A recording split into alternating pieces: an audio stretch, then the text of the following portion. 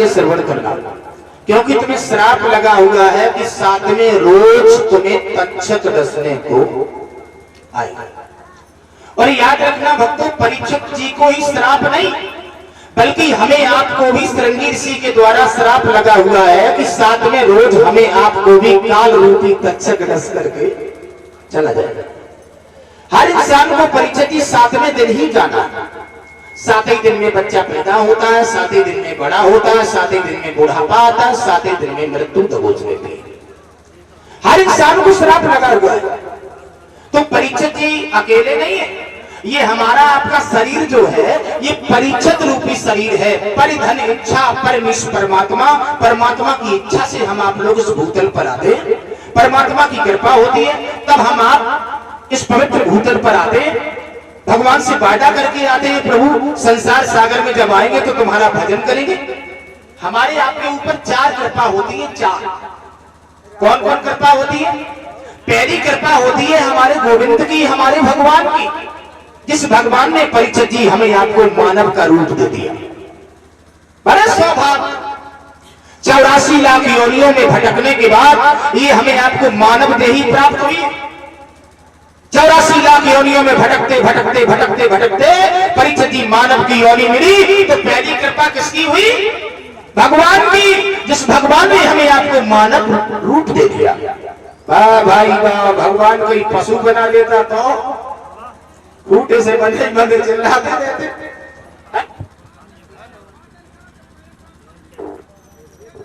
पहली कृपा हुई मेरे भगवान की जो मानव बना दिया, और दूसरी कृपा हुई मेरी मां की और पिता की। परीक्षित जी, जिस मैया ने हमें जन्म दे दिया, धन्य है मेरी मातृशक्ति, इस माता का एहसान हम कभी नहीं भूल पाएंगे। जिस माँ ने हमें आपको जन्म दे दिया, और माँ पैदा होते ही होते को गड्ढा में फेंक आती तो मर जाते। तो परीक्षित जी दूसरी कृपा हुई मेरी माँ की और पिता की, और तीसरी कृपा हुई हमारे गुरुजनों की, हमारे माँ साहब की, हमारे बड़े बूढ़ों की, जिन गुरुजनों ने हमें आपको आशीर्वाद देके पढ़ा लिखा करके इतने ऊंचे मंच पर बैठा दिया। ये तीसरी कृपा। और चौथी कृपा क्या है? चौथी कृपा ये है स्वयं अपनी। जिन लोगों ने अपनी कृपा अपने ऊपर नहीं कर पाई, उन्हें दुनिया में रोए कभी आंसू नहीं आए। अपनी कृपा। अब अपनी कृपा क्या है? कुछ लोग दारू पीने लगते हैं, कुछ लोग जुआ खेलने लगते हैं, कुछ लोग चोरी करने लगते हैं। तो जो लोग अपनी कृपा अपने ऊपर कर लेते हैं वो समाज का खौफ रखते हुए कभी भी गलत रास्ते पर नहीं जाते। याद रखना प्यारे भक्तों, जो लोग अपनी कृपा अपने ऊपर कर लेते हैं, सबसे बड़ी कृपा है अपनी। याद रखना, लड़कपन चला जाता है नासमझी में, बुढ़ापा चला जाता है मजबूरी में, अब रह गई जवानी, बन गए तो बन गए, बिगड़ गए तो बिगड़ गए। अगर एक बार परीक्षित जी रेल पटरी से उतर गई तो जिंदगी में चढ़ने में बड़ी मुसीबत होती है। तो मैं सभी भाइयों से, जो हमारे हम उम्र साथी बैठे हुए हैं, मैं हाथ जोड़ करके करवत्र प्रार्थना करना चाहते हैं, एक निवेदन करना चाहते हैं, अपना सर झुका रहे हैं। आप लोग अपनी कृपा अपने ऊपर करने की जरा कोशिश करना। पहली कृपा अपने ऊपर, माता पिता का सम्मान, माता पिता की सेवा। सबसे बड़ी भागवत, सबसे बड़ा यज्ञ, सबसे बड़ा तीर्थ क्या है? माता पिता की सेवा। जिन लोगों ने माता पिता की सेवा कर ली, माता पिता के वचनों का पालन कर लिया, परीक्षित जी वो पुत्र में वादा करता हूं जीवन में उसे दुख के आंसू कभी देखने को नहीं मिले। क्षमा चाहेंगे सभी भाइयों से, माता पिता की सेवा करना, माता और पिता का आदर करना। माँ की दुआएं कभी खाली नहीं जाती, माँ की बात भी देवताओं से टाली नहीं जाती।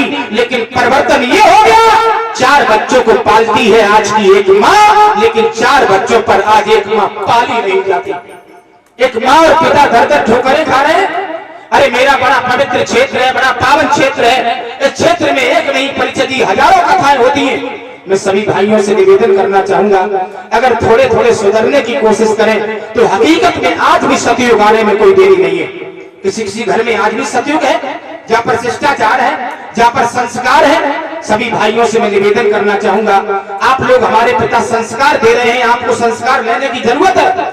वो समय धीरे धीरे आगे आ रहा है कि संस्कार की बहुत जरूरत है, पढ़ने की जरूरत है। माता शत्रु पिता बैरी एन बालों ना पाठता और न सोवंते सभा मध्य हंस मध्य बकोए था। याद रखना प्यारे, जिस घर में पुत्र पढ़ा लिखा नहीं है उस घर में ये मान लो परिचय थी जैसे हंसों के बीच में कौआ बैठा। पिताजी तो पढ़ाने के लिए पैसा दे रहे हैं, लेकिन याद रखना प्यारे, लड़का जाकर के पिक्चर हॉल में घुस जाता है।